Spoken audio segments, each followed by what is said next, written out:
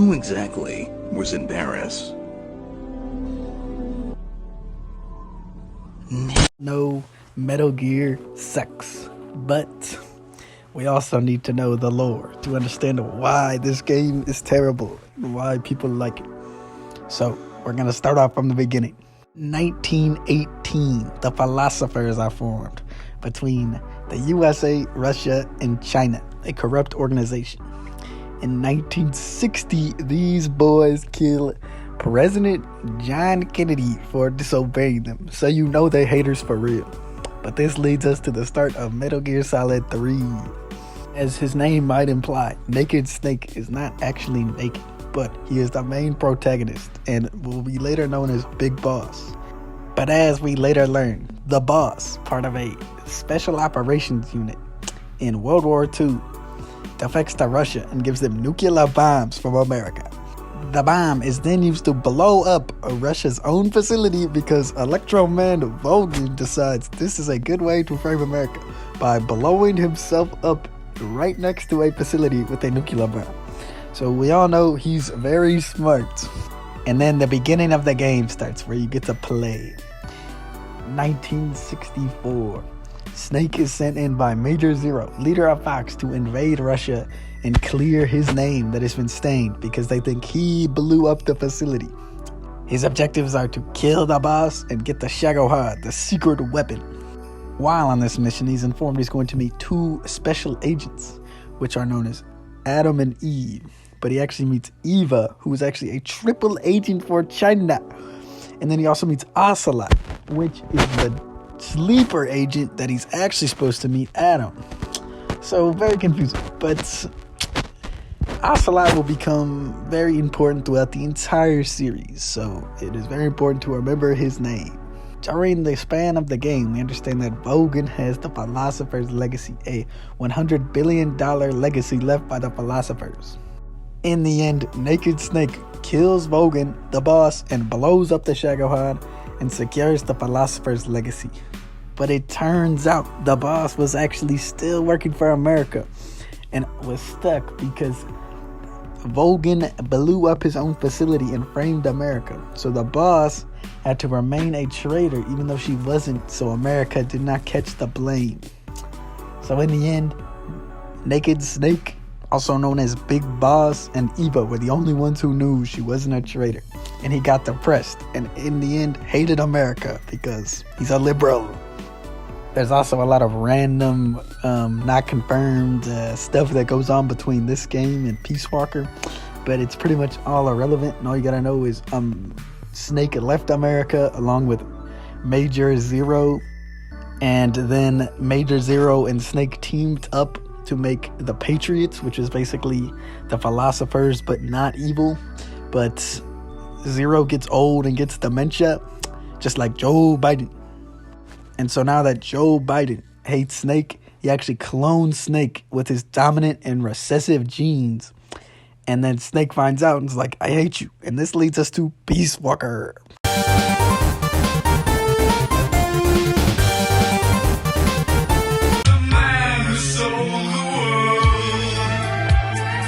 All you need to know about this game is that Big Boss rage quits after Major Zero tries to mimic him and he gets salty.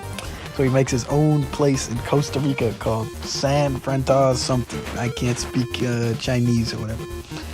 But while he's in Costa Rica, he finds an army that's trying to take it over. And this evil dude is building a Peace Walker.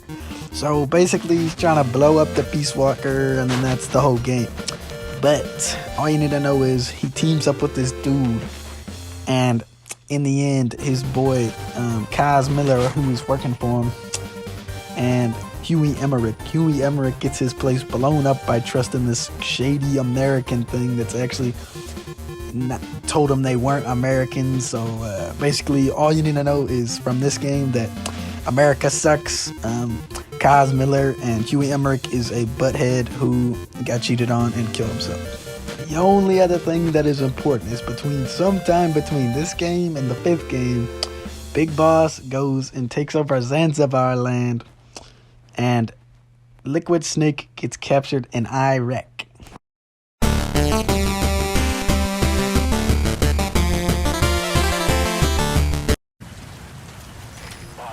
are just kids. Don't hurt them. Nay, before you get a whooping. Hurry up. I'm too lazy to find gameplay for this because the lore in this game is pretty much useless. All you need to know is Big Boss, which big plot twist coming. Make sure you're ready. There's actually two big bosses. After the first game, and he finds out that Major Zero betrayed him, he actually makes a clone of himself after Peace Walker. After his base gets blown up, he makes a clone of himself known as Venom Snake, who's sent to Afghanistan and Africa to build his legend. And him and Kaz Miller does not know this is an imposter like Among Us, so he doesn't know. But Ocelot does know, and he's there overseeing the entire thing. And so on, Liquid Snake shows up, he's a little annoying, but Huey Emmerich betrays them, so they hate him, and they get all racist. But pretty much all you need to know is Big Boss dies in one of the original Metal Gear. Not Metal Gear Solid, Metal Gear. And the whole reason this happens is because there's actually two. But one of them is Venom Snake, which is the one in this game. This is pretty much the last game of useless information. From here on out, we're getting real. This is the real lore, the real stuff. So put your listening ears on.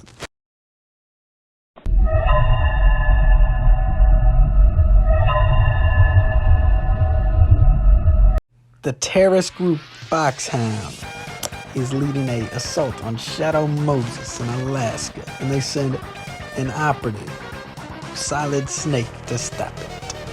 The group leading the operation is Liquid Snake, and they are genome soldiers. They are all genetically modified soldiers. They have captured Metal Gear Rex, a giant robot T-Rex looking thing that can shoot nuclear warheads, and is basically a giant walking tank. So now you know Metal Gear. Snake is first tasked with finding a DARPA cheat to confirm if Liquid Snake can actually launch missiles. Snake finds this dude, and turns out he has a heart attack. During the mission, Snake meets Merrill Campbell, Roy Campbell's daughter, who is the commander of Snake at the time, who sent him on the mission. He also later saves Otacon, who is Huey Emmerich's son. Otacon is a major nerd who actually made the nuclear bomb thing, so he's a loser. Snake ends up making it all the way to Metal Gear Rex and fights Liquid Snake. They end up having a dramatic fight, a fist fight, on top of the Metal Gear before it blows up. Liquid tries to escape, but when Snake catches back up with him, he dies of cardiac arrest as well, just like the DARPA chief. What you gotta remember is, this is 2003 or something. There's no McDonald's around. These aren't just fat people. But turns out, Snake had a virus injected to him that would kill specific people that he encountered. And Snake was told he'd have many years to live. Another notable fact that might seem irrelevant, but Ocelot gets his arm cut off in this game, and it is replaced by Liquid Snake's arm. Just keep that in mind. But what the conservatives won't tell you is this game actually sucks. The graphics are bad, the gameplay is bad, but it's the first one. So we just have to accept that it's bad and it's good.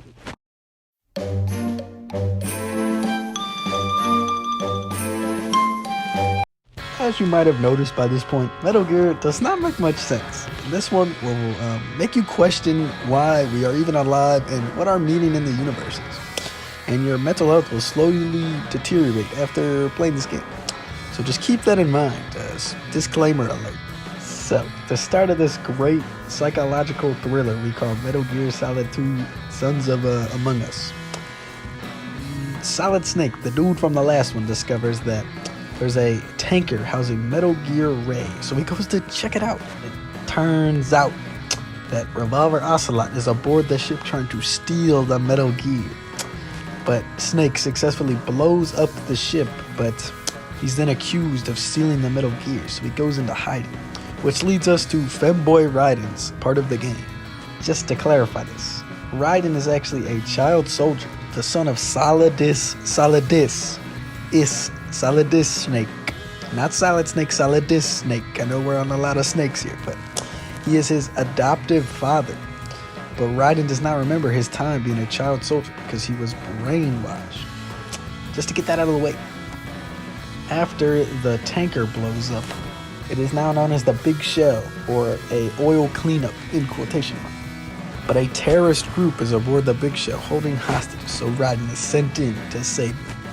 During his time around, he meets a man named Pliskin, a US soldier that was aboard on a special teams unit trying to do the same thing he was. Raiden and Pliskin are attacked by a man named Solid Snake, the leader of the Sons of Liberty. And spoiler alert, that's not Solid Snake, it's Solidus Snake, who took on the name to troll everyone and frame Solid Snake. While on his mission, he actually understands that the Big Shell is actually a giant Metal Gear housing the Patriot AI. Worth mentioning is Raiden fights an army of Metal Gear Rays, which he will also do later in Metal Gear Rising, because that's just how we do it in the second game. Ocelot then reveals that the entire point of the Big Shell incident was to recreate the Shadow Moses incident, to create another super soldier, on par with Solid Snake. Raiden is then contacted by the Patriot AI on his comms unit, and then you have a psychological thriller and your brain explodes for the next 30 minutes of dialogue. The point of this was so that the Patriots could recreate and manipulate humans, and it was a real test. Raiden and Solidus engage in battle, and it turns out that Solidus was Raiden's father, which Solidus explains to them. Then they have a sword fight on top of a US national landmark, which Raiden kills Solidus. Then Raiden vows to get revenge on the Patriots for abusing him and manipulating him, which leads us into... But you're so supreme. If you thought the last game was crazy, your mind will become mentally challenged, because this game makes even less sense than the last one. And that one had talking robots and giant AI government controlling dudes. But this one does have cyborg ninjas, vampires, and buff kissing men on top of giant robots. So I mean, at least you got that. Alright, step 1. Ocelot is now controlled by Liquid Snake's arm, which he contracted to his body. So keep that in mind. It is now 2014 and the world is run by private militia companies who monitor everything via nanomachines. So you can't even use a gun without having the proper nanomachines. The UN wants Liquid Ocelot killed, so they send in Solid Snake, who is now old, but he's still thick. Due to Snake's rapid aging, he has about 1 year to live and thinks he has nothing to lose. In his first attempt to kill Liquid Ocelot, he fails, but he actually meets Naomi Hunter. She then explains that the VoxDie virus inside of him is mutating. She also then explains they want to get Big Boss's frozen body to use his biometric data to access the Patriot AI, because Big Boss was one of the people who could access it. But that isn't even the craziest thing so far. This is pretty basic, actually. We're not even to the gay vampires and the cyborg ninjas. Later on in a fight against many Metal Gears that don't have nuclear capabilities, a ninja helps Snake escape, which turns out to be Raiden. Raiden is now a double-cheeked up supernatural ninja that can run on walls and deflect bullets. But sadly, Liquid Ocelot acquires Big Boss's double-cheeked up frozen corpse and now has access to every nanomachine in the world and therefore every army across the world. He plans on using Metal Gear Rex from the original Metal Gear to destroy the Patriots. So we head back to Shadow Moses, where it all began. Not really, but the game likes to pull on your heartstrings, so let's just go with that. After you literally have a giant robot kaiju battle between Metal Gear Ray and Rex, Liquid Ocelot then acquires the Metal Gear Rex, and then he plans his assault along the Patriots. Raiden and Solid plan to plant a virus made by Naomi Hunter, and they plan to put it in the center of the Metal Gear AI. After this, life changes, and the world is barely left with anything of modern civilization to survive. And then after you think you finally did it, you're free. You can actually understand how life works again. You have to fight a shirtless Liquid Ocelot on the roof of a giant Metal Gear with dramatic music. And that is why Metal Gear is a good game, because it has stuff like this. What we can all learn from Metal Gear is that buff men fighting on top of a giant robot is truly the best way to get across your point about how war is bad and buff men fighting is good. With all armies in shambles across the world, Solid Snake goes to visit Big Boss's grave. With the fox dye virus mutating in him, he decides it's better to kill himself before the virus kills everyone around him. Before our double-cheeked up war hero kills himself, a man pushing another man in a wheelchair shows up. The man walking is none other than Big Boss. He then explains how the frozen corpse, was not him, but it was Solidus Snake, who was actually a perfect clone of Big Boss. He then explains how the Patriots were formed to capture the boss's original vision, but then they end up becoming twisted to fit people's own needs and corrupt her original ideals. Big Boss also explains how Zero led the AI to being dependent on a war economy, which led it to being corrupt. And war was far from the boss's vision. She wanted a unified world, not a war-fueled economy. The man Big Boss was pushing in the wheelchair was none other than Major Zero. Then he slowly walks over and turns off his life support, ending the eternal struggle between Big Boss and Major Zero. Big Boss also explains the AI implanted another fox dye virus in him. This new fox dye would not kill others around him, but just Big Boss. Then Boss reveals that him, Ocelot, and Major Zero were all just following their own twisted ways of how they interpreted the boss's will. But then, after our brains are blown from the world's longest cutscene, all the boss really wanted was for the world to be left alone with no personal influence. And turns out Ocelot was not actually being controlled by his liquid arm. He used many ways to manipulate himself into thinking he was, via nanotech, hypnosis, and drugs. But when he got the arm removed, Ocelot lost his mind and truly thought he was Liquid Snake. Solid Snake and Big Boss reconcile, and the boss dies in Solid Snake's arms. Solid Snake then lives on to live the rest of his life. Basically, what we've learned is the plot of Metal Gear is about one cool woman and how everyone was a poser and tried to copy her about her unified world. But all the posers were the people that truly knew she wasn't a traitor. And in the end, Big Boss, Major Zero, and Ocelot all poorly interpreted her will in a poor way. Major Zero used the robot AI, which knew it worse than anybody, ended up becoming super corrupt. But after all this time, almost 100 years after the boss's true will, and the AI was turned off, we finally interpreted correctly that the boss truly wanted the world to be left alone. So all this crazy Metal Gear stuff with gay vampires, robot ninjas, giant Metal Gear, and buff men fighting was all to learn that we should accept things for how they are. And that is why Metal Gear is good and not bad. It's just moderately doesn't make any sense at all. Now watch these two big buff men fight on top of a giant robot.